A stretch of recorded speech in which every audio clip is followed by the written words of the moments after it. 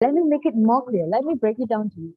It makes everyone more accountable because when it comes to elections, citizens are given the opportunity to hold the politicians accountable.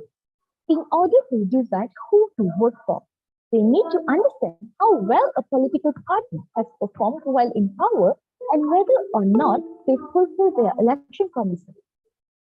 My dear fellow members, this is an international stage for me to present my speech. So let me just introduce you all to our Malaysian elections that just had on 2 months ago. It was 2 months ago. We Malaysians were eventually using our vote, each and every vote, to make us accountable. And that is what changed our entire state of political in our nation to the point. So, if I am going to say whether the freedom of speech is my weapon or a shield, I'm going to say it's my shield to cover my country, my my freedom to live in this country, to, to protect my country, to protect what we love, and it's a weapon to oppose evil, to oppose the bad one. So, as the one who experienced this point that it makes everyone accountable, I'm going to be very sure that it does. So, it's a weapon when you're on the opposite side, and it's a shield when you're on my side, and we are on our side. Okay, so on the next point, I'm going to say that freedom of speech promotes equal treatment of minorities. My friend, sweethearts, we have a lot of issue on minorities and majorities. Minorities and minorities is such a huge debate where we have to simplify of our freedom of speech. So we have to prove, we have to show whether we are a minority or we are the majority. So in a democratic society, everyone should be treated equally and fairly. However, minority groups are who underrepresented in government are often sidelined and their opinions neglected in favor of those belonging to the dominant necessary group. By campaigning and speaking openly about the issues is why their communities, marginalized people can gain widespread public support for their cause. This increases their ability to influence public agenda setting and put an end to human rights abuses. So, dear sweetheart, now you tell me, freedom of speech is a weapon or a shield? I use it in a both way. If you are on my side, be wise and use it. That's all.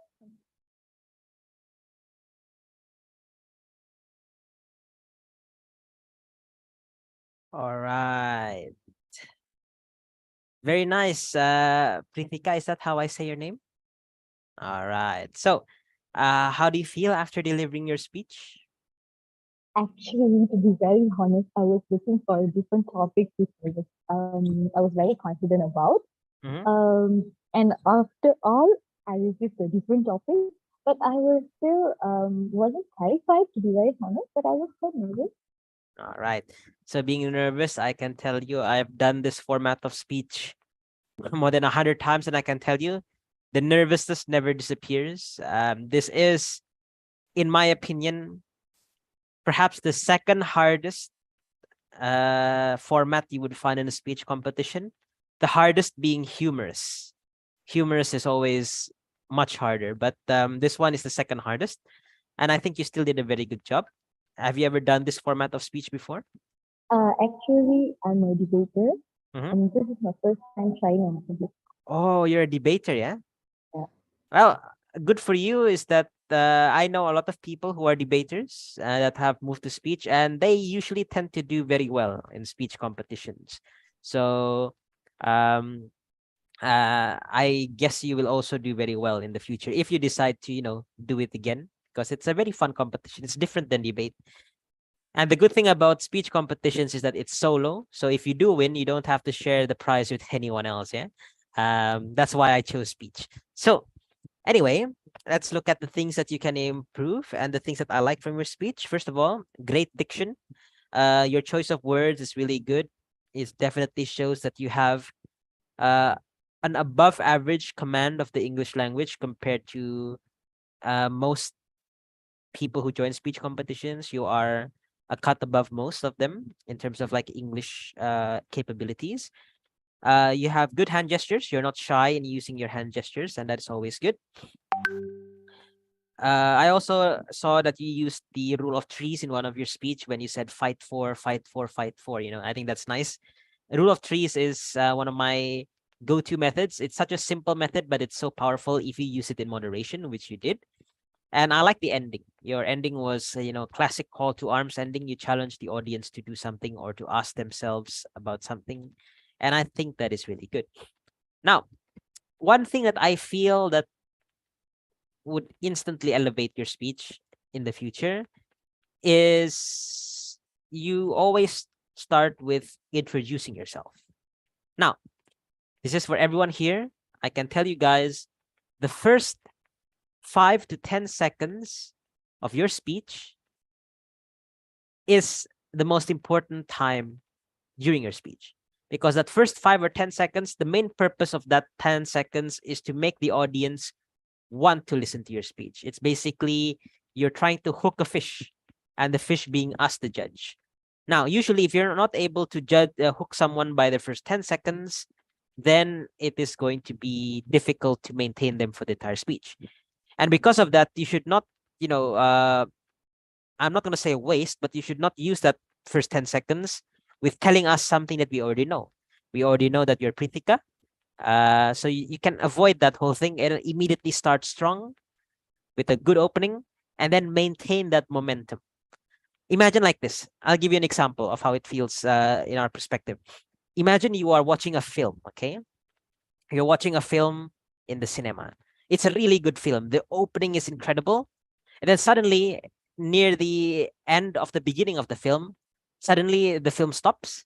The director comes in and says, "Hey, my name is Michael Bay, and you're watching Transformers." And then he disappears, and then the film continues. That would like shake up the momentum of the film, right? You're watching the film, and then suddenly this guy pops up and says something that we already know, and then he continues again. So just cut that part out, and that's already going to really, really improve your speech. You don't need to introduce yourself. Just open strong and maintain the momentum. Next is this is very big thing among especially when you're beginning transitioning from debate to speech. This is a very common thing. It felt a little bit too formal. Okay, and this is I think comes from your debate background. Like in debate, it's extremely formal. In speech competitions, you should relax. It should be more informal. You should be like you're talking amongst friends, it should not be like in debate where you're trying to beat your enemy to submission. In speech, you have no enemy. You only have friends here. So, just don't be too formal, just relax, just have fun. And if you have fun, your audience will have fun listening to you too. So that is something that I feel a lot of people who are transitioning from debate have an issue with. But overall, as I said, people who do debate, they move to speech, they tend to do really well because in people in debate, they are really used to thinking very quickly. So that would save you a lot in speech. And yeah, I could see Dylan is again getting a bit tired. So I'll give Dylan a chance to speak. Yeah. Okay. Thank you very much, Prithika. Dylan, you may have the digital floor. I'm sorry, I'm really trying. I'm sorry. 34 now. But no, this is fun. I'm enjoying this. It's for the love of public speaking. Thank you very much, Pritika. Really nice to meet you. And it's also cold here. Um, I really enjoyed your speech. And before, I think from your first speech, from your preliminary, I could actually tell that you were a debater. Just your fiery expression. You're very expressive. I understand you and I understand what Rahmat said because I did debate as well and I also did NUN. So a lot of my speeches are very fiery as well. But I think um, you have to have a balance and you have to have a technique where you can tell and put yourself in a in a different headspace. What I can tell you or how I can try to help you is remember when you're doing public speaking, you're expressing. You're expressing who you are. I think I said this already in the beginning, but you're expressing who you are. In debate or in NEN or wherever, you're trying to express what you know. That's the difference. Okay.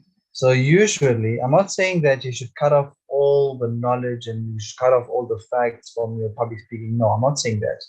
But I'm saying you should deliver them, your points with a little more empathy and sympathy to them.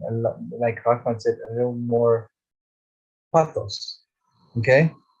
I'll give you one short example. For example, you could say, the world needs to change today because 10 million people are dying every single day. And that, ladies and gentlemen, is the cause for is a call to action for what we need to do today.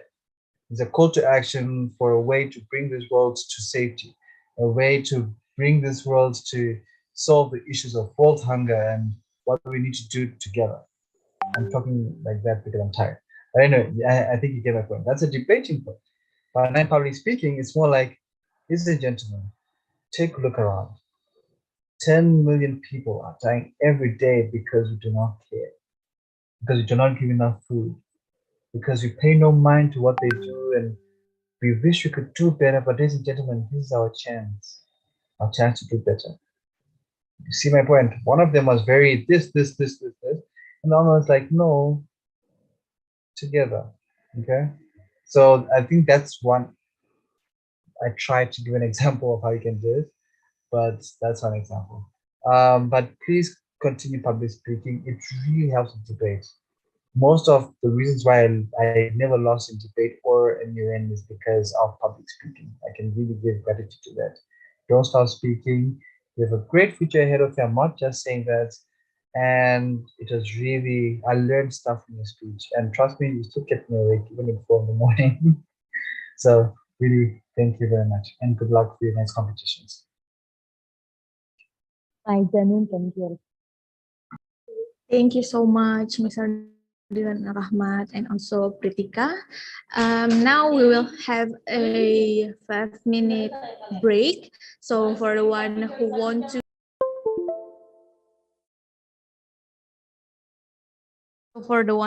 go to toilet or take your meal, you may go.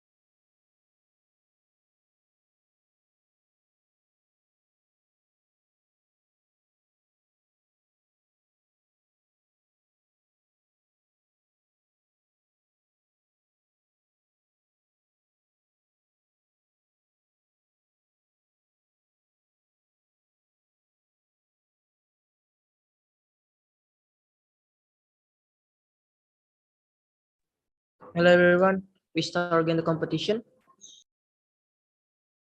First of all, for the judges,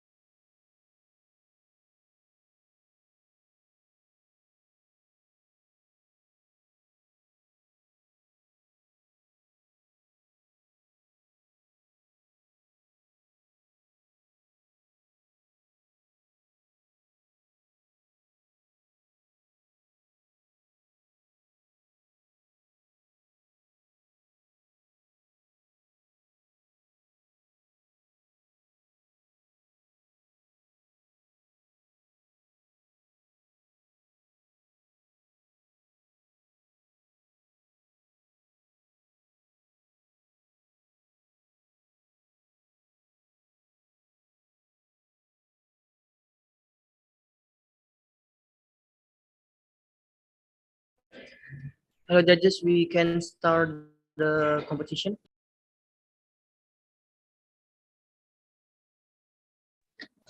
Can we start the competition? I'm ready. If Rahmat is. Hello for Mr. Ahmad. Are you Maybe here? he forgets you.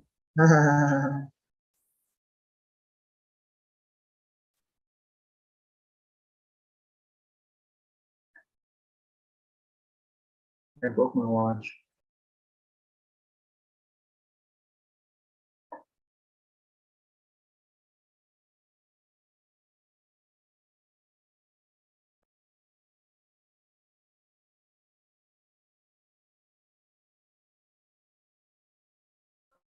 Next part finalists we have Audrey Bianca Burki from Satya Kencana University. Are you here?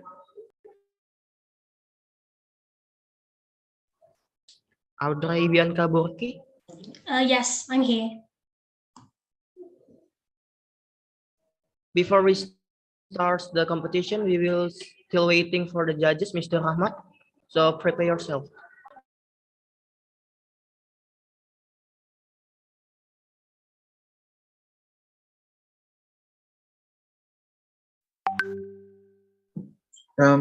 Sorry, committee. When the speakers are speaking, is it possible to spotlight them? Because sometimes I might have to put them and then I have to pin. Is it possible just to spotlight them? Is that possible?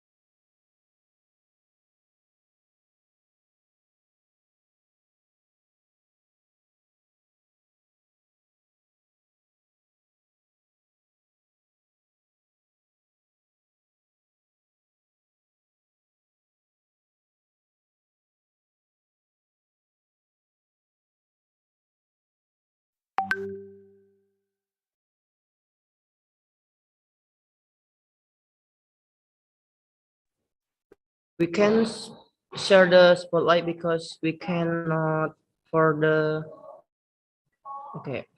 Mr. Rahmat Aryan Saputra,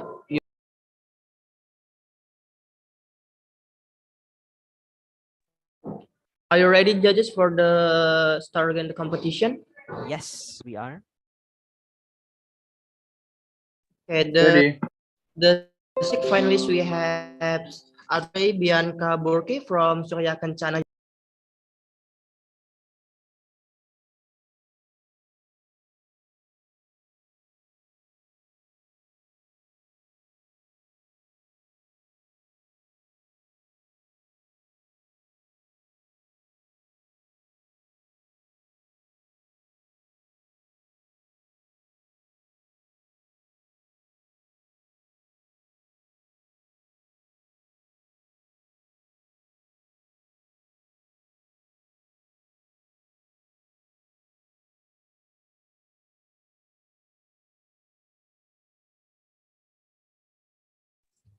Are you have the question, Audrey Burki? No, thank you. Okay, we start the competition if you say the first word.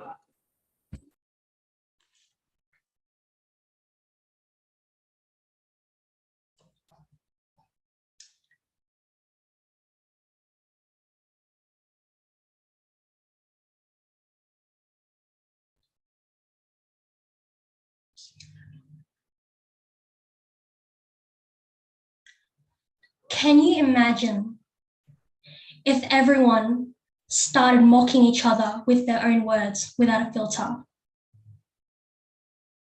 Can you imagine the impact of what would happen to the community, to the society?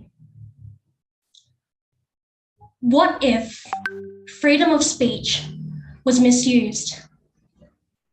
It could be used for racism, for mocking, for insults, instead of using the beneficial part of it. We can see here that freedom of speech, it's a thing for expressing emotions, expressing opinions, and expressing ideas. But some people are using it as another way. For example, let's take case in some racist parts in America. When they dislike a certain person, which is a people of color, for example, Asian people, and they say, go back to China. And then the person who was insulted or getting the racism was like, I'm not even from China. I'm from Indonesia. You can't even see how ignorant people are, and they're being racist. So that means this freedom of speech could be used as a weapon. This weapon to attack other people. But if we use it as a shield to defend ourselves, of course we have the right. We are people and we have the right to have the freedom of speech. And it is really upsetting for me that hate speech and hoax is everywhere, not only in one certain country, but in other aspects of social media. And it's upsetting for me that some people actually believe in hoax that easily. I am from Cianjur, and a few weeks ago, I was currently experiencing the earthquakes in my hometown. And unfortunately, there was some hoax that was spread in social media. It says that Cianjur people don't want to receive any help from people that are non-Islam people. And I can assure you that that is not true. That is completely false. We are in a very crisis state, and how could some people say that about Cianjur? We're desperate even for water, for food, even to sleep under our heads for a good night's sleep. But it's really upsetting to see that even this type of hoax, it could be small, but some people just believe of what it is, and especially of someone who actually expressed and made up the hoax. As you can see, if it's another perspective of freedom of speech, you can see the differences of America and Indonesia. In America, you can say anything. You can say absolutely rubbish about the government and they won't do anything to you. But in Indonesia, there are some regulations about freedom of speech towards the government. What if we need that freedom of speech? What if we needed to express our opinions and thoughts about what's happening in this country for our better lives? And even in the new regulations, that is RKUHP, it says that if someone insults the government, they will get sentenced to jail for 1 year. Would that be fair? I mean, what if it's just not an insult, but just a regular opinion of us? How would we have better lives and better impacts for us in the future as Indonesians? So in my own opinion, that freedom of speech is a good thing for everyone, and everyone has the right to give their express thoughts. As long it doesn't insult anyone and it doesn't cause harm, us humans, we are social humans, and we deserve to have the right to express our thoughts and opinions. Thank you.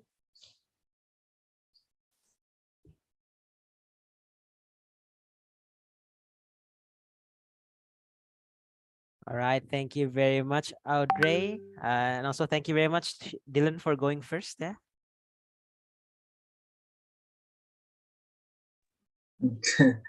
Sure, just throw it to me, why don't you?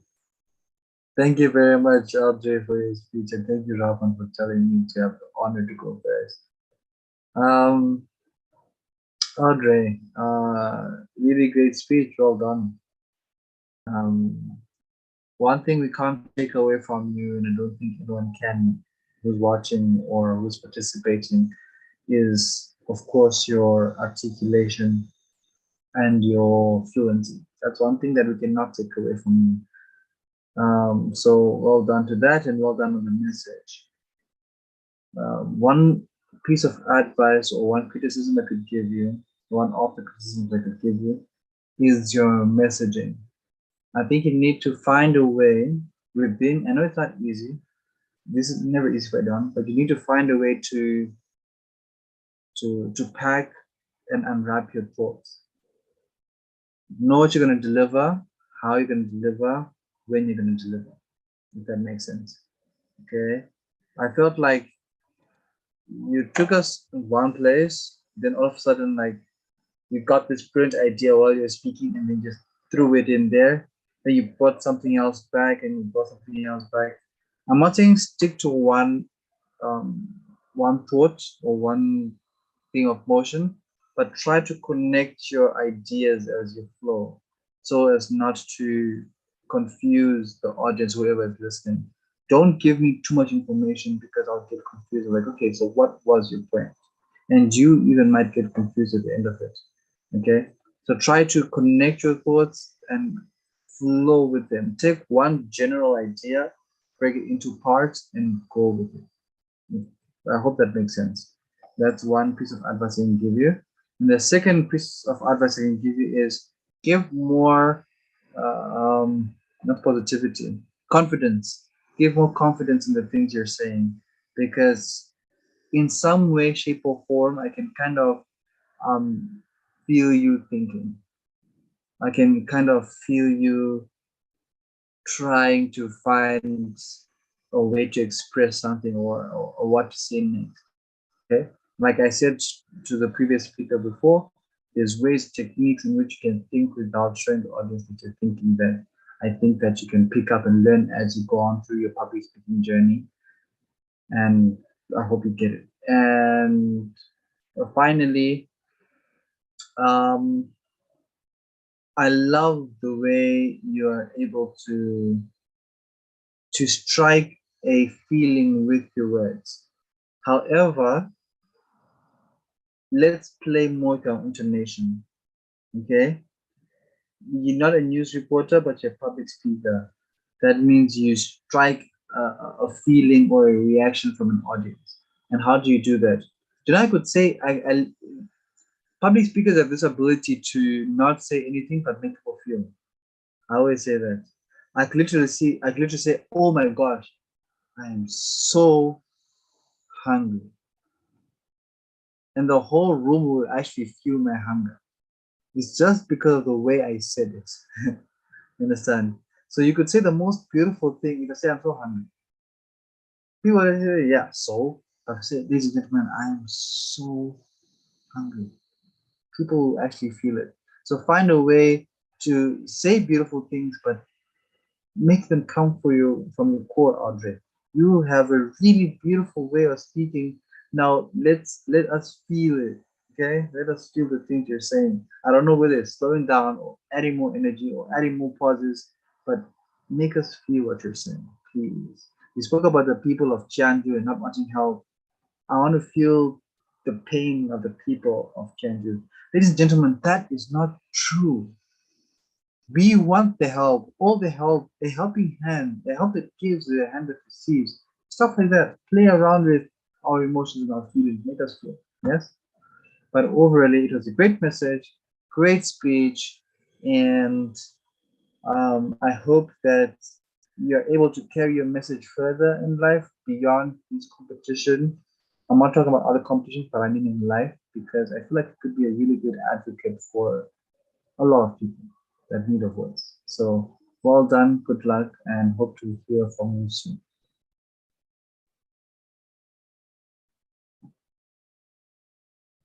All right. Thank you very much, Dylan, for the wonderful, wonderful feedback as always. Top class, Dylan.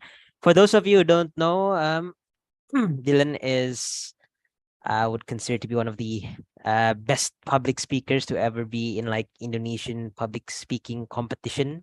So whatever feedback he gives to you, I hope you really, really, really consider it, because trust me, you're not going to get feedback this quality unless you pay for it, and you get this for free basically. So just exploit the most out of it, because that's what I'm doing right now. I write down what Dylan says because it's what Dylan says.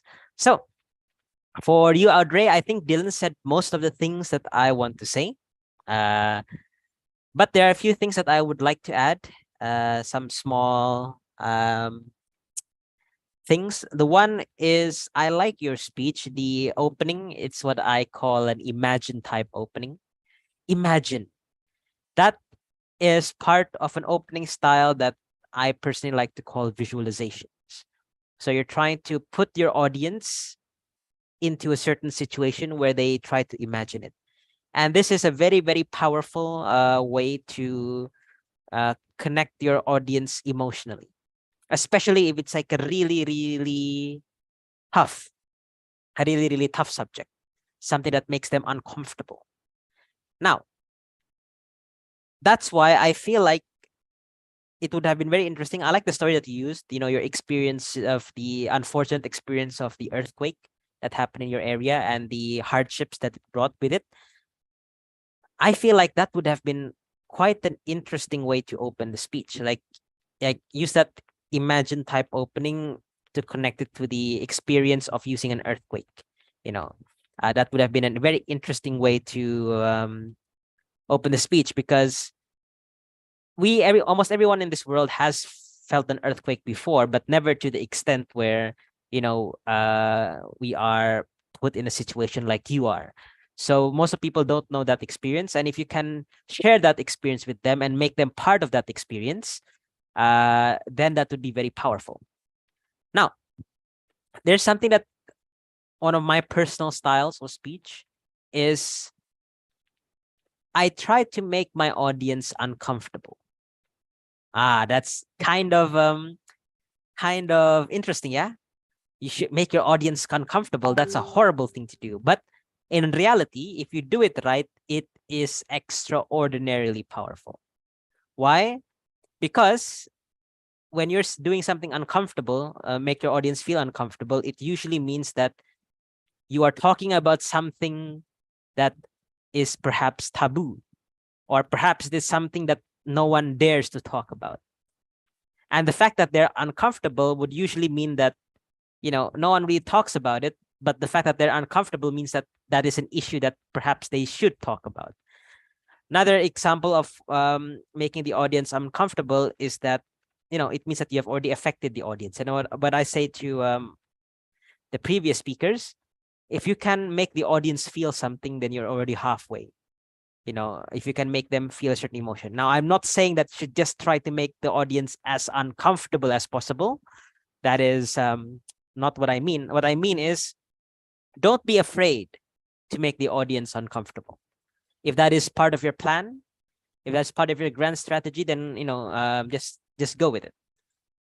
Now, another thing that I feel like would really improve your speech a lot, especially in like online speech competitions, would be your camera position. So right now, you're basically just a floating head on a box. Yeah. So the problem with the floating head on a box style, what do you call it? Style of presenting yourself is that it's like, in order for hand gestures to be visible, I have to have my hands like this. And that means that it's very limited because I can't do it in front of my face because, well, it's my face. So I have to do like these random gestures like this. And that's why I see that you don't use any gestures. But I want you to maybe experiment one day if you join another competition, which I think you should because you have a lot of talent, is to explore more of like standing up, find a nice place in your house that has an empty wall, or in fact, you can make a wall. I mean, you can like take off like things from your wall and make that into your designated speech wall. So it's empty. That's where you do your speech competitions. And then you stand up and then you talk. If you're afraid of, let's say, if you're afraid that your microphone, your laptop, or whatever you're recording this won't be able to hear you, then one of the greatest investments that you can do for an online speech competition is to get yourself like, a Bluetooth lapel mic that you can clip in your shirt or in your clothes. It would really, really, really elevate you into like almost professional grade audio quality. And I haven't checked, but I doubt that they are that expensive. So that would like really, really elevate your quality, because if you look at everyone else in speech competitions, they either use their phone microphone or they use their computer microphone. If you have a dedicated, lapel mic microphone, that would mean that audio is no longer a problem for you. And yeah, so hand gestures, body gestures, body language. It's very hard to just get that from, a face in a box. So try to be more than a face in a box, because I know you have way more to offer than just your facial expressions, your hand gestures, your body gestures. Those are all small by themselves, but when done together, they're more than the sum of their parts. And yeah, overall, I really enjoy your speech and I like the accent. It's very fun. It's very different because in speech competitions, most of them have like Indonesian English, American English, occasionally a few British accents. But I think this is the first time I've ever had a person with a Australian accent. So that's very interesting and refreshing. So yeah, thank you very much, Audrey. I give control back to the committee. Thank you so much.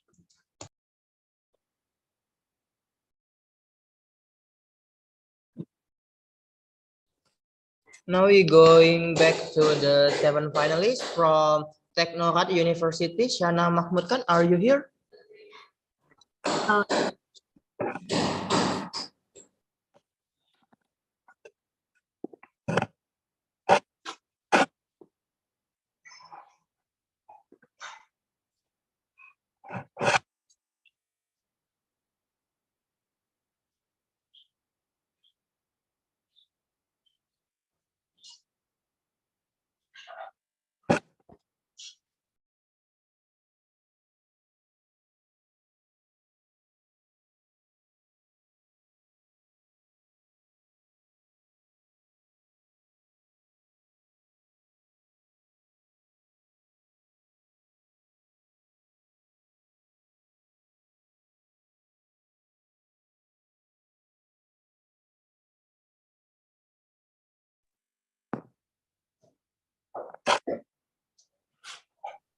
You have any questions, Shana, for the time? Nothing. Okay, we start. We start when you say the first your word.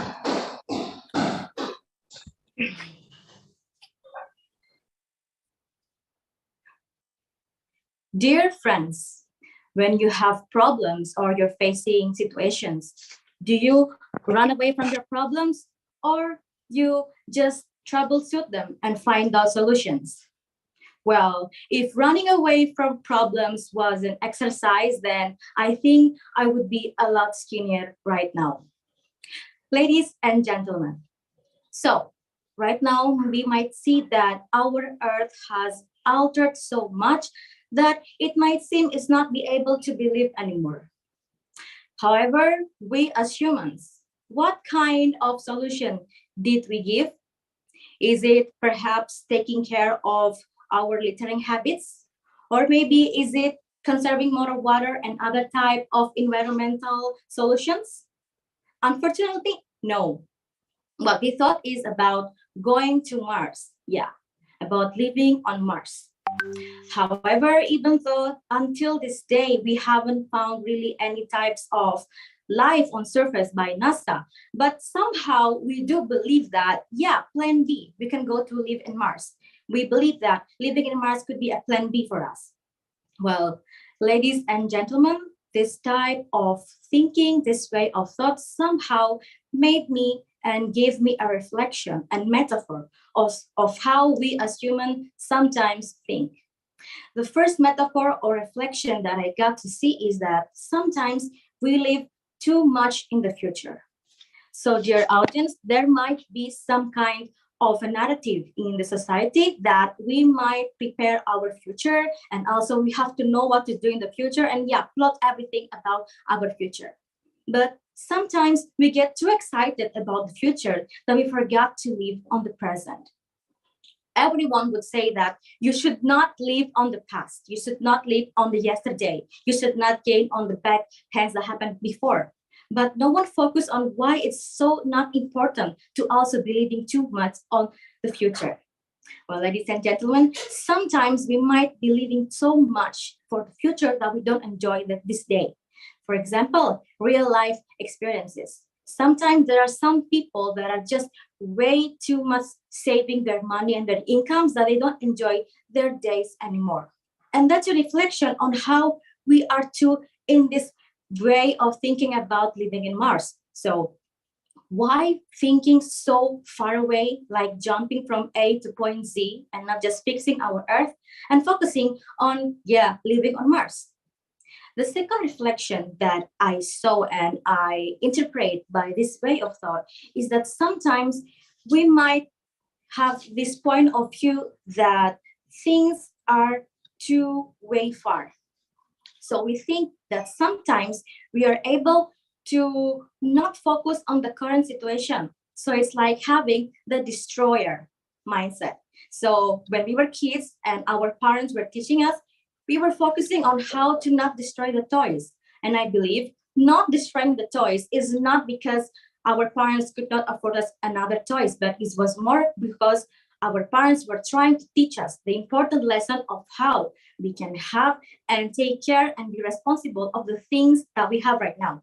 It's more about appreciation.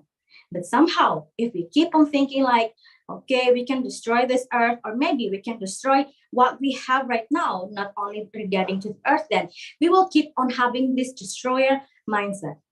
And of course, last but not least, sometimes we as humans tend to overthink and think too far when actually we don't troubleshoot our problems. So troubleshooting our problems is having a plan B.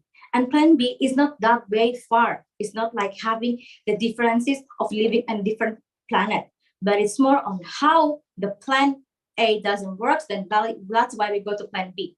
But it's not on destroying the plan A and suddenly going to plan B. So ladies and gentlemen, for me, the hope on living on Mars and etc. is more on like a reflection on how humans tend to be not that happy and appreciating the things that we have right now. So I think I would be better if we don't take things for granted and take care of our earth. Thank you.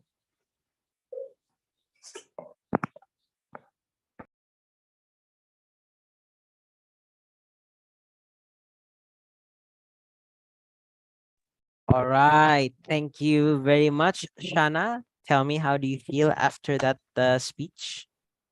I am very nervous. I don't know why. I'm Mhm. All right. I think I know why, because yeah, this is not an easy format of speech, yeah. It's actually, I think, as a speech format, this is more brutal than uh Miss Universe. If you've ever watched Miss Universe, I have never watched Miss Universe, but I've watched like a compilation of the question and answer session in Miss Universe. And usually like they're given a question and then they have to answer like for 30 seconds. But here you are asked to make a speech that is 3 to 5 minutes, which is about um 6 to 10 times longer than Miss Universe's answers. So each and every one of you are on the same level or beyond the level of that of Miss Universes. So congratulations for all of you. It's not an easy topic, but I'm actually extremely happy to see that the overall quality is like really high in this speech competition, and that includes you too, Shana. So let's start off with the things that I like from your speech. First of all, I like the humor. It's funny. Again, it's humor is a lovely way, a lovely thing to add to your speech. It is one of my go-to methods is to add humor in my speeches, and it has never failed me. And I'm happy that people are using humor in their speech. The problem with humor is that people are afraid to use it. Yeah, they're afraid to use humor because nothing demoralizes you more than if you make a funny joke and no one laughs at it. I've been there, I've done that. It's second nature to me. But I understand that's one of the reasons why people are afraid to do humor is that they say something funny, no one laughs, and then they just spiral into this hit of depression while doing their speech. Yeah. And I'm happy that you are not doing that, and I'm happy that you are just trying to be naturally funny, and that's good. That's a good thing that everyone can learn from you here. um I like that you're standing up. I feel like public speaking should be done standing up. I say as I sit down on my chair. But yeah, it's good that you're standing up because your posture is better when you're standing up. It's easier for you to do hand gestures and stuff like that. And overall, I really enjoyed your speech. Now, the thing that I feel like can be improved is that you have this tendency in your body language, in your hand gestures, to go what I call the default position. Everyone has a different default position. For you, your default position is this. Yeah. So you do this or you do this, you do this, yeah. And the problem is that the weakness of the default position is that you make a small hand gesture, you go back to this. You make a small hand gesture, you go back to this again. The problem with interlocking hands or this kind of default position is that it's a good way to show the audience that you're nervous. How so? Well, everyone has different tics when they're nervous. For me personally, my tick when I'm nervous is that if I'm wearing a lanyard, like a competition lanyard. So let's say this lanyard here. Let's say that I'm wearing a lanyard. If I'm doing a speech while I'm using a lanyard, I would always end up subconsciously playing with the rope, you know, or I would always put my hands in my pockets and play with whatever is in my pockets. That is my tick, and it happens subconsciously when I'm nervous, so it's very hard to control. For you, one of the ticks that I noticed is that when you're nervous, when you do this default position, you end up, playing with your fingers a little bit, and that's a sign of nervousness. So, in order to avoid that, maybe change your default position into, instead of having your hands touch each other, maybe you can have them maybe a few inches apart. Or if you're like standing up, you can have them to your sides, as a default position, like lower to the sides. So that if you know that if your hands are together and they play with each other, avoid that by not putting them in a position where they could play with each other. That's very nitpicky, but I feel like body language is something that can really elevate your speech quality. And I think you can ask Dylan. Dylan is a uh he likes theater, he likes and stuff like that. And I think you can ask Dylan and any theater major how important are micro gestures and gestures in general. It's something that is invisible. And if you're doing it really well, people won't notice. But if you're doing it not well, people will notice. So yeah, that's why in actors, like actors are masters of micro expressions and micro gestures and these subtle body languages that makes them fantastic as actors. And that's why when you're doing your school drama, it always feels like, wait, when you're looking at the video of your own performance, like, wait, this is not very good. I'm saying that you're not very good. I mean, when you look at your own like drama that you do in your school, pentaseni or stuff like that, it's not good.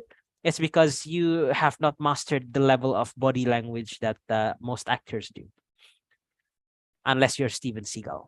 Anyway, give control back to Dylan. Thank you so much, Ahmad. Yes, sir. And you're always showering me with praise, but we all know who the true goat here is. Greatest of all time. Hey, Shana. You've been nice to meet you in person, and I loved your speech from the preliminary round. So I'm glad I got to hear you and see you perform. Yes, it is it is nerve-wracking, but I always tell this to myself whenever I did a public speaking competition. This is just practice for something bigger. One day you're gonna be talking in front of millions of people. Why would you be scared practicing? This is no offense to BINA DARMA and all other competitions, but I think we are all doing this so that we can become better speakers in the future, right? So this is practice for something bigger. Every time you do a competition, remember, ini latihan doang, ada yang lebih besar. There's a bigger competition. Yes, I speak Indonesian, but there's a bigger competition coming up next. Not even a competition, life itself is a competition. Okay? So with that in mind, congratulations. Well done on your speech. I love the way you delivered it. And Lakmat was right. You're humorous, your timing was perfect, your pacing was good, and all that stuff. However, a few things that, of course, nobody's perfect, but a few things that I'll let you turn to are, I think I must say everything to be honest. Your expressions and your intonations, play around with that, play along with that. Give more gestures, give more presenting gestures, okay? Bring us into your speech. Non-verbal communication is very, very important. And Rahman, I think he's just telling everybody my whole life right now. He's saying I was an actor, so I understand a lot about non-verbal expressions. Communication is 80% how you do and 20% what you say. Like I think I told Kritika, I think it was, we can say the most beautiful things ever, but if you can't say them like how they're supposed to be said, no one cares. Okay? So remember that if you want to get away with things in life, say them in the right way, in the right turn. Okay? I saw you, I think I went to your Instagram and I see that you love expressing and showing yourself, right? The same way you like doing that, it should come out in the things you say. Right? Show who you are. You have this fire within you from your Instagram, at least. You have this class and this fire in you and this excellence in you. Show that in the way you speak, not from what you say, but from how you say it. Okay? Besides that, I feel like you can become a great speaker. You are a great speaker. You can become a greater speaker. And I can't wait to see you again in the next public speaking competitions. And I'll think about following you on Instagram. We'll see. All right. Thank you and good luck. All right. Just want to add again with what Dylan said. 80% on what was it, Dylan? 80% on how you do it, and only 20% on what you say. Yeah. I'll give you an example of arguably the greatest public speaker of all time in the past, like 2 centuries, would be good old Mr. Winston Churchill. And he's a perfect example of what Dylan says. Because when I listen to him, I have absolutely no idea what he's talking about. He has like this accent that is just so heavy. And most of the time he's drunk. and he smokes tobacco like it's a new fad diet or something like that. We have no idea what he's saying, but damn, does he know how to say it? Whatever he's saying, yeah. And that's an example: 80% on how you do it, 20% in what actually you say. And Mr. Winston Churchill shows us that people don't have to understand you in order to understand what you're trying to say. You know, that's why it's easy for us to know if someone's angry with us just by looking at the tone of their voice. You know, that's just a small example, yeah, in case you want to see a real life example. Anyway, give control back to the committee. Thank you very much, Mr. Dylan and Mr. Rahmat. Okay, thank you for the judges and Shana. Now we are going to the ex finalists from Malaysia Paris University. Nasser Salem, are you here? Yes, I'm here.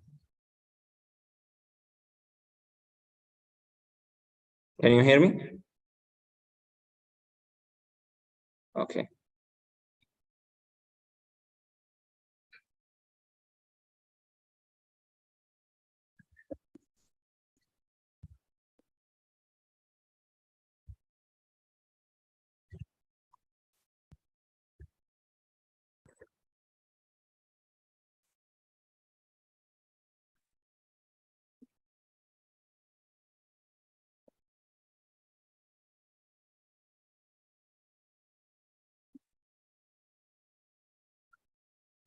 Have the question about the 10, Mr. Nazir?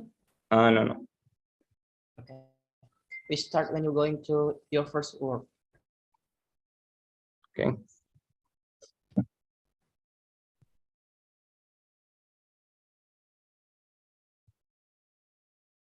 Can I start?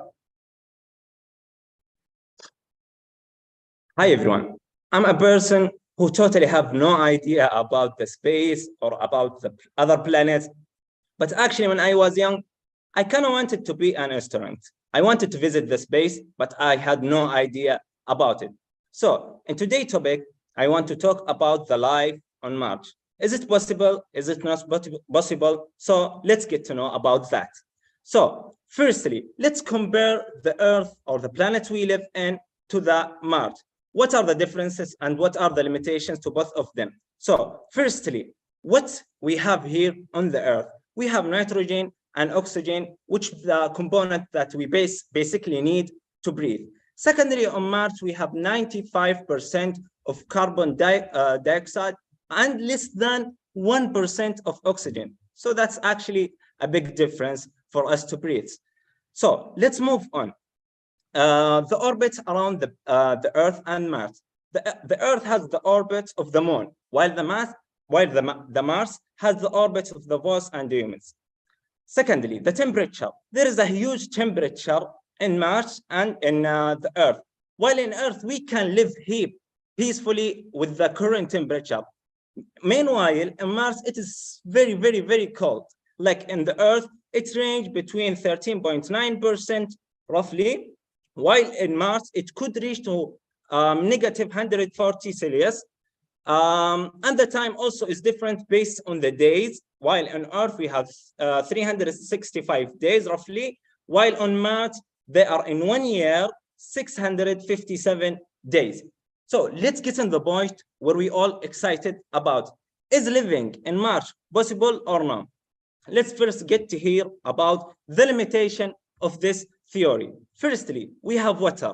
In Mars, we don't actually have access to water. So that will cause a huge problem for us, a huge barrier for us to live. Secondly, the shelter, the homes. We don't have the homes that will stand the life or the environment in Mars so we can live basically.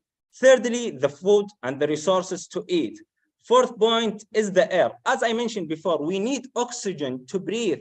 But in Mars, the oxygen percentage is only less than 1%. So how can we do it? Is it possible or not? Is living in Mars possible or not? Well, I think it is. Because if we go decades ago, like did the people at decades ago think that we could fly? Answer, ladies and gentlemen, ask yourself this question. Did the people really think we could fly? Did the people think we will have this technology? We will have this amazing and advanced weapons? I guess no. They laughed at the people who tried to fly. So I guess the chances of us reaching to the Mars are not limited. So how can we do that? NASA has already said that we can do it. So, and they give some techniques, or they give the plan for us to be able to achieve this technique. Firstly, human survival on Mars would require living in an artificial Mars, not the normal Mars. So with the artificial Mars habitat, with complex life support system, one key only of this aspect would be the water processing systems, being made mainly of water. A human being would die in a matter of days without it. So we need to find the perfect water, or the perfect source of water, for us to success in living. Also, homes on Mars would need to withstand the radiation levels that are so high in Mars. Temperature fluctuations, lack of oxygen, and other conditions on Mars. And new environments call for alternative structure. A few possibilities are that human could live in ice agulus or below the ground surface. So, ladies and gentlemen, many companies, like for example, NASA, they said they would start their own plan for reaching to Mars. So ask yourself a question, can we do it or no? Well, nothing have been impossible now. Everything is possible, and we absolutely can do it. Thank you so much.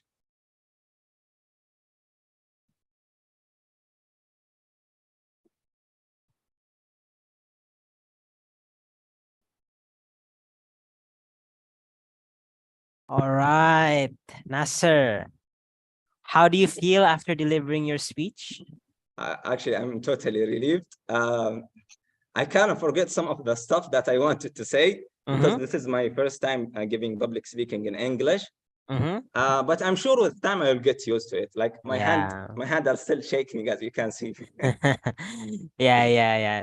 Trust me, it's going to keep on being like this until I don't know. Even until today, I still have difficulties with table topics, and I think it's good that this impromptu speech is done, because it's always a challenge. No matter how good you are, it's always a challenge. And if you always feel challenged, that means that it's something that helps you grow. If it stops being challenging, you better find something else. So I think that's good. And that's not all that's good. Your speech was also good. I liked it. You have good diction again, good control over the English language. You understand grammatical quite a lot. And I think you are from Malaysia, yeah? No, I'm from Yemen, Middle from East. Yemen. Okay. Yeah. So you are from Yemen, but you're studying in Malaysia. Yes. Yes. And I can say your average English level is higher than your average Indonesian participant. Yeah. I'm not really sure about that. Nah, I'm actually, I mean, I can tell you like the average, maybe in this competition, everyone is like, I think I can ask Dylan that in this competition, we have a very abnormally high amount of great English speakers. Yeah. Yes. And an average, yeah, that's true, right? And in an average speech competition in Indonesia, there's a wider gap between language skills. Not that I'm saying that people with has a really good English tends to win. Sometimes it's the opposite also happens, but it's a very big advantage.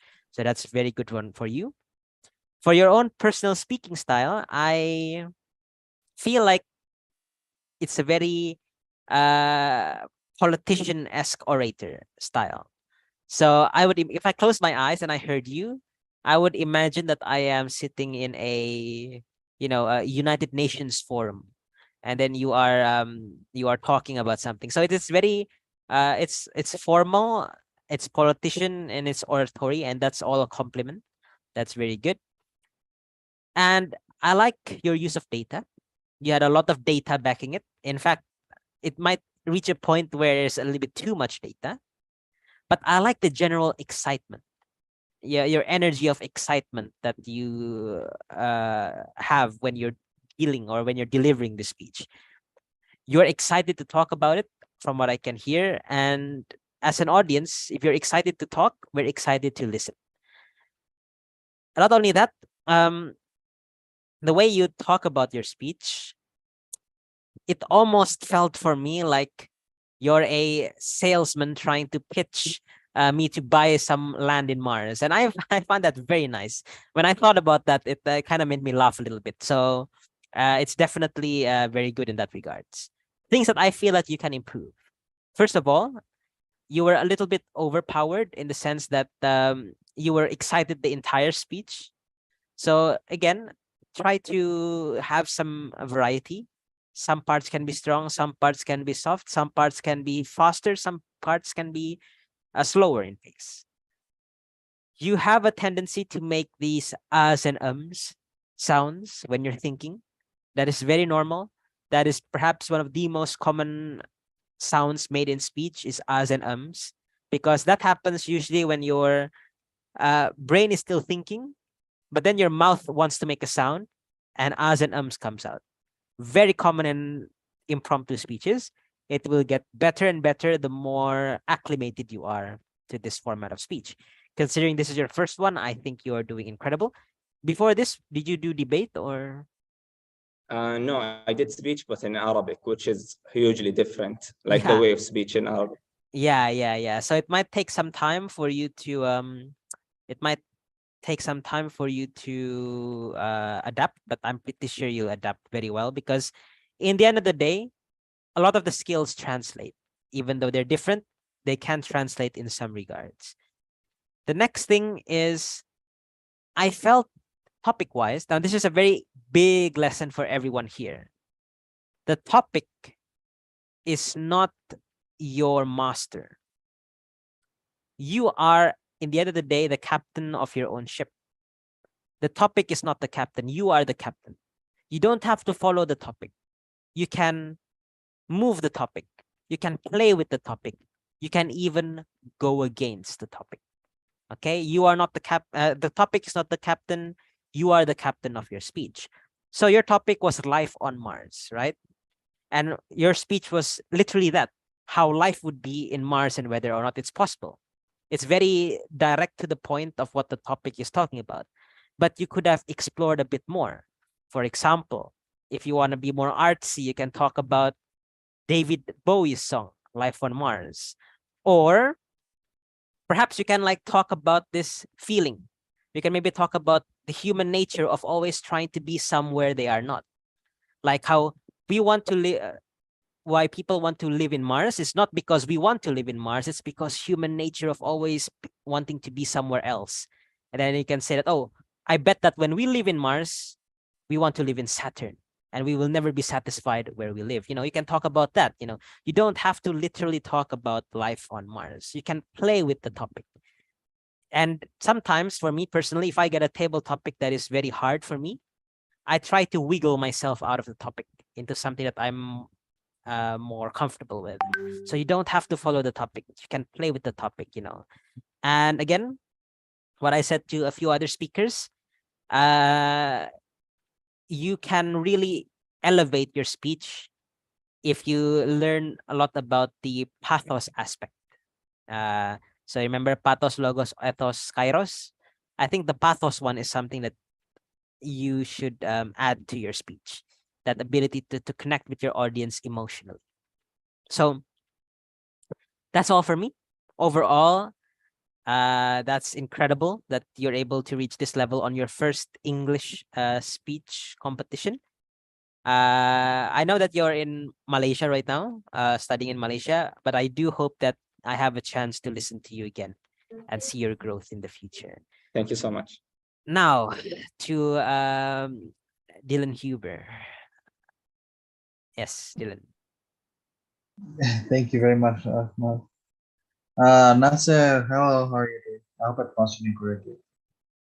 Yeah, doing good. Not nervous anymore. Yeah, already done. Okay, now I can see my hand stable. Good. That's good. And like Rahman said, it's very, very normal. I've been to so many competitions in my life. I've spoken in front of so many people, and I still get nervous. So trust me, and it always will be. Even if you ask Obama or Winston Churchill at the time, they probably were nervous too. So all great speakers start off that way and they continue that way. Yeah. If you stop being nervous, that means you don't like it.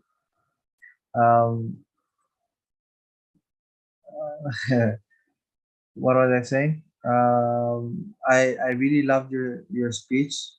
I learned a lot from your speech, a lot of facts, a lot of numbers, a lot of figures. So it was a lot of education for me too. That was really good. But like I had said previously as well to other speakers, let's try and add emotion. Let's try and feel those numbers. If you really are, this also goes to other speakers. If you really are a speaker that can't help but to impact knowledge and give numbers and give data, find a way to make us feel them. How? I always talk about speaking slower and making us feel those numbers. Ladies and gentlemen, 18 million people have died over the course of 3 whole years. Even that pause itself is important. Make the audience understand the numbers, make the people feel the numbers or everything that you're saying, okay? Breathe, Nasser, breathe. It's your speech. You got 5 whole minutes. That's a lot of time.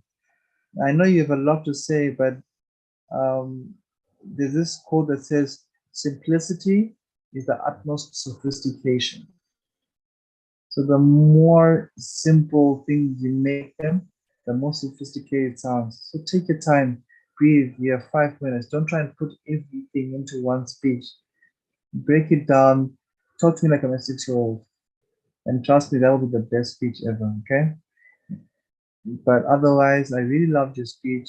Like Rahmat said, good luck. I'll give you more feedback, but Rahmat gave you all the feedback I think that I have as well. So, well done and good luck for competitions in Malaysia. Good luck for competitions here in Indonesia, and yeah, represent who you are. Yeah. Thank you so much for the feedback. Thank you. Okay, thank you for the judges and Mr. Nasser. Next finalist, we have Ahmad Sultan Alauddin from LSPR. For Ahmad Sultan Alauddin, are you here? Yes, I'm here.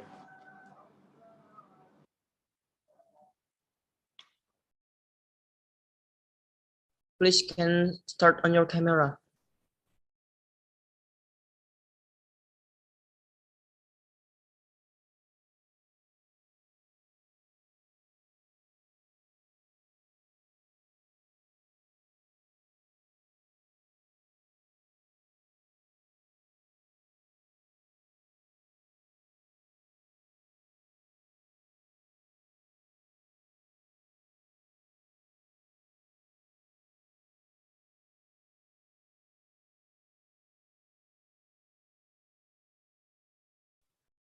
You have any question for the team? No, I'm good. Okay.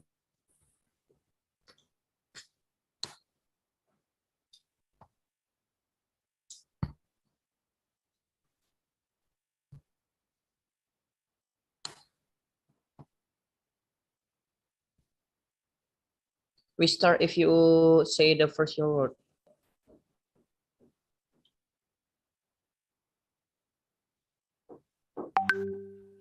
God, He make this her creature always mate each other. Like as we know, their creature, He make a left and right.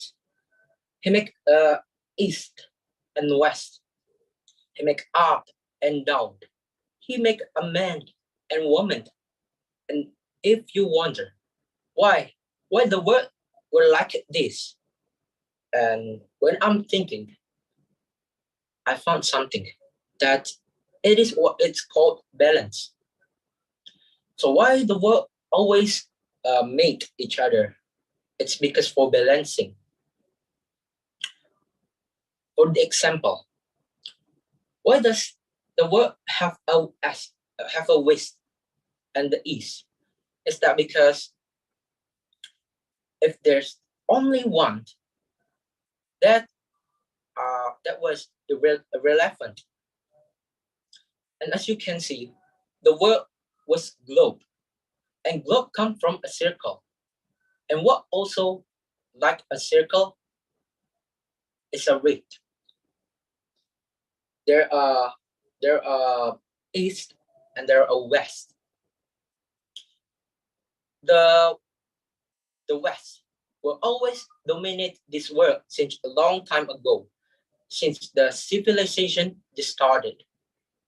For the example, the United States of America and the European country, they will always dominate this world since a long time ago until the time will come.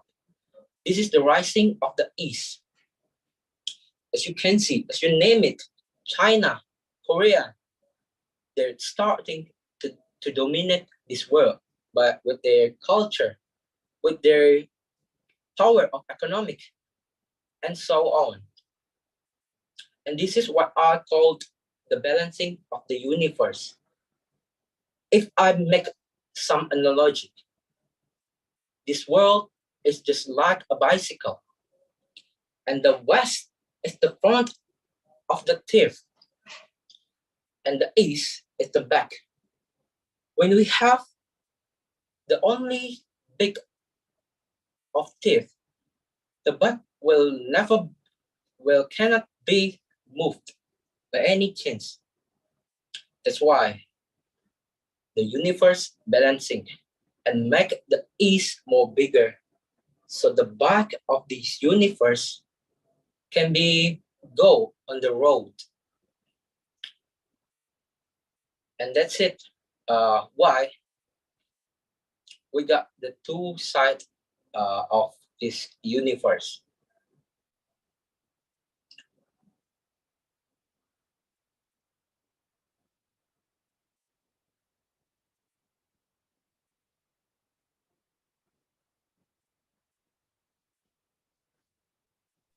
Are you done, Mr. Sultan Yes, I'm already? done. I'm done.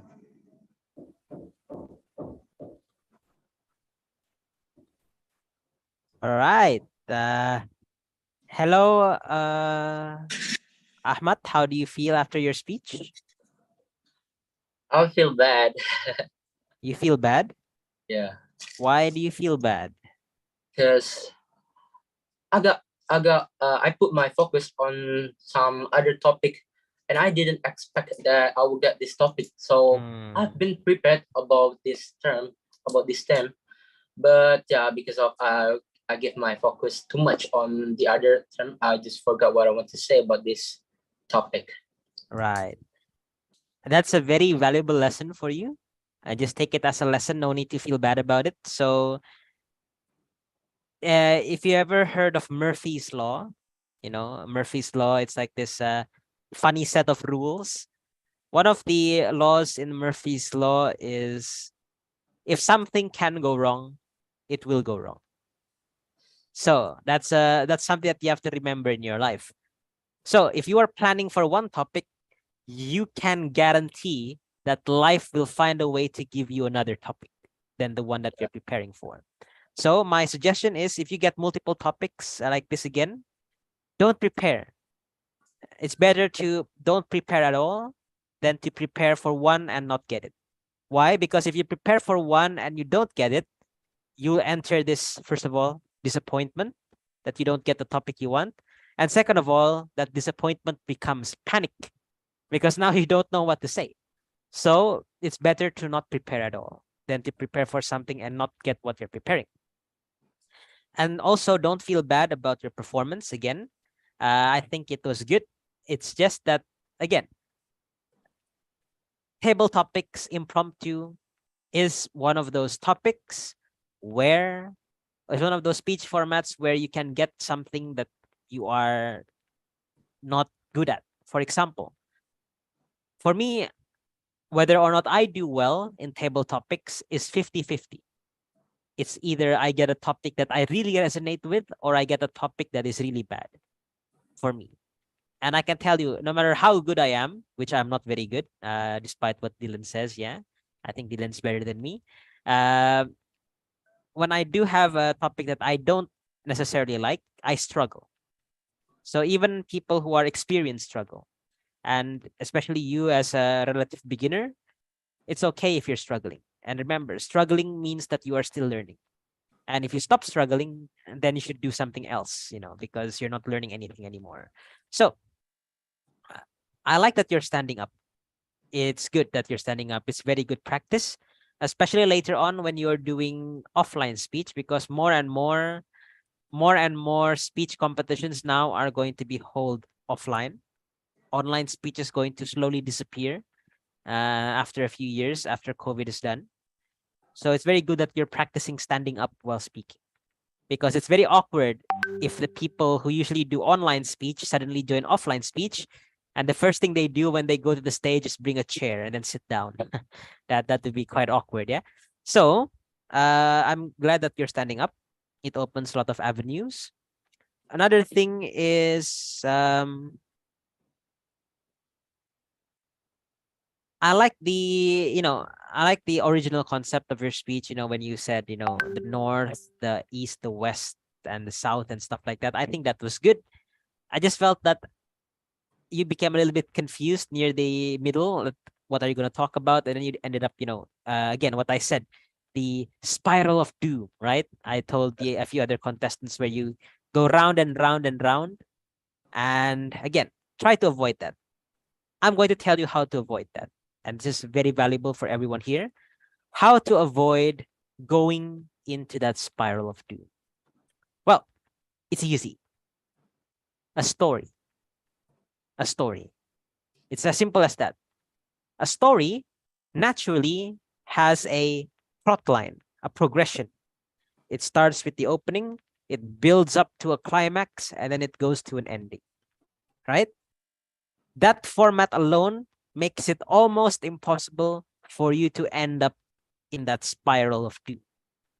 So if you feel like that topic is really hard and you can't really say anything about it, find some story that has some relevance to the topic and use it as a way to prevent you from, going round and round and round and round by having a story. And I think you almost started a story when you said about how the West has always dominated the world, and suddenly the East will rise. Maybe you can tell a story of how an Eastern country started to rise up, in more detail, or maybe you can talk about a fable of, let's say, great civilizations in the past who were the rulers of the world at that time, and then they suddenly disappeared and replaced by another one. There's many stories in history that you can take. And this is, again, a very big advantage for everyone here. The more you read, the more you study about the world and its history, and even things that you like, maybe if you like animals or if you like astronomy, the more you will have things to talk about. I have another great friend, a friend of Dylan Huber also, an extremely good speaker also. His name is Sahil Kumar. And he made a 7-minute speech about boiling an egg. Literally boiling an egg, merebus telur. And, again, this repeats what Dylan said. It's 80% how you do it and 20% of what you say. Because, very few people can pull a speech about boiling an egg and actually do well in it. So, again, don't judge yourself compared to other people, right? Don't judge yourself compared to other people. You should only judge yourself compared to who you were yesterday. So if today you're doing this well in speech competition, and then the next speech competition you do better, judge your future with your today. Don't judge it with the people around you, because that is a very, very brutal way to look at life if you judge compared to people around you. Only judge it to yourself. And as long as you are improving with every single speech, I think that is something that you should be very proud of, right? Right. And next one is just relax. You have no enemies here. You have no enemies. You don't have to be nervous. We're all friends who don't know each other yet. So you don't need to be afraid. You don't need to be worried. Just relax. Do your best and try to have fun in your speech. It's all if it's an enjoyable process, you will enjoy it. And if you enjoy it, we, the audience, will enjoy listening to you. All right. So, to my better counterpart, Dylan, please. Stop lying to the audience. Why do you keep saying better? I find it actually the greatest of all time. Ask any public speaker, they'll tell you that. But anyway, hello Sultan. I like that name. I'm gonna use that. I hope you're well. You're learning at my old university, so really nice to meet you. Great speech, by the way. I really loved it. Took a lot from it. Took a lot of what you're trying to say, but that was the issue. You're trying to say. One of your major struggles I could see was fluency, and we all know why. You said you tried to plan for something, that's something else. Yeah, I think Rahmat already pointed it out. I don't have to talk about it much further. Don't plan for things. Don't count your chickens before they hatch. But nonetheless, I think we all learned a valuable lesson here. And hopefully the next competitions, when I see you, you won't make the same mistakes. Okay? When you're speaking, try to make it flow. If you can see that your thoughts are not adding up or not coming out as fast as you'd like them to, slow down. Speak according to how fast you're thinking or how fast the words are coming into your mind. Okay, that's what I think you should work on a lot. Because I can work in either prepared speech or table topic or whatever, or when you're lying to your teacher that did your homework. Just speak slower. Let the thoughts come and say them. Don't try to rush yourself. All right. But overall, I think that you need a lot more practice. But this is a great starting point for your public speaking journey. You're in a public speaking final. That says a lot. That says a lot. So keep working on that. Keep bouncing off what you've learned today, and yeah, all the best in the competition you may see. Yes. And All right, thank you, judges. Okay, thank you, judges, for the nice feedback.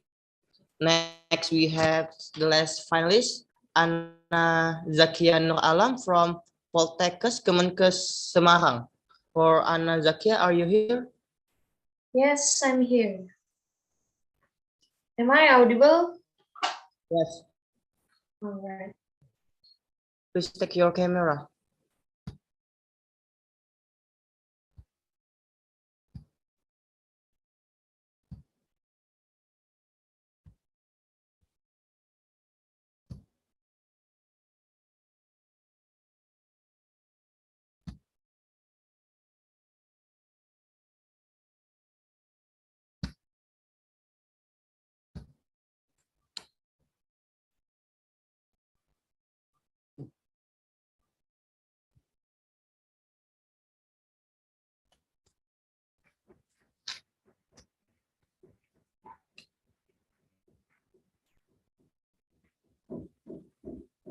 You have question for the team, Anna?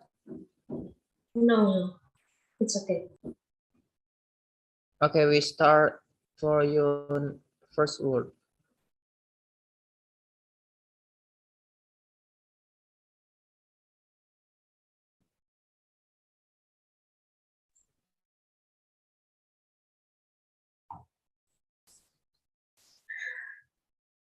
Assalamualaikum warahmatullahi wabarakatuh. Ladies and gentlemen, the year 2022 has been one of the most depressing years for the history of human civilization. The world, with all its sophistication, was suddenly disturbed by the emergence of the coronavirus. This year is also the toughest test for the world of health to continue to develop the role and function of medical in dealing with the public health globally. Corona is warning that progress in the world of health does not prevent the emergence of new diseases. At present, the whole world is filled with anxiety about the threat of war against the corona or COVID-19 pandemic, where the number of infected human cases is increasing day by day in several countries. Not only that, this concern also concerns human life, which is a valuable asset for a country. The coronavirus has put the world in a difficult situation to carry out various agendas such as the economy, humanity, and health. Each country is busy dealing with the pandemic that is happening in their country. The trade, which initially consists of various contents, now focus on trading personal protective equipment such as masks, and so on. This shows that the modern world is not yet ready to deal with the new problems. Or it could be also show that the more modern the world is, the more modern the threat of disease will be.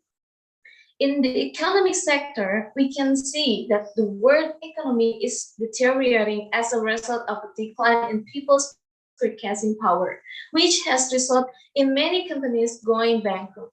The impact of the many bankrupt companies has forced workers to be laid off so that the unemployment rate is always increasing, and this hampers global economic growth and only leaves a lot of losses for the world. Ladies and gentlemen, we can feel that the world seems to have stopped. All forms of restriction imposed to reduce the spread of COVID-19 virus have hampered all activities.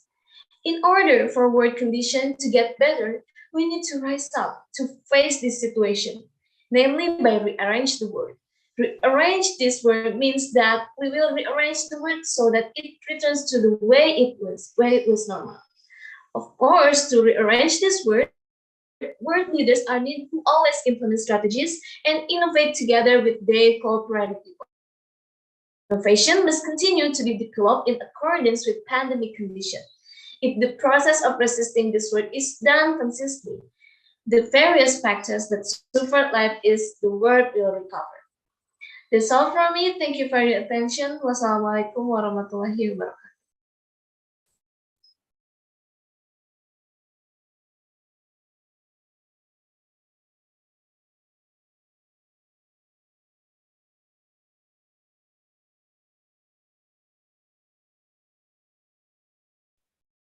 All right, thank you so much, Anna. Judges, Mr. Rahmat and Mr. Dylan, could you please give a short feedback toward Anna performance? Thank you. Thank you very much, committee. PIC. Hey Anna, how you doing? Yes.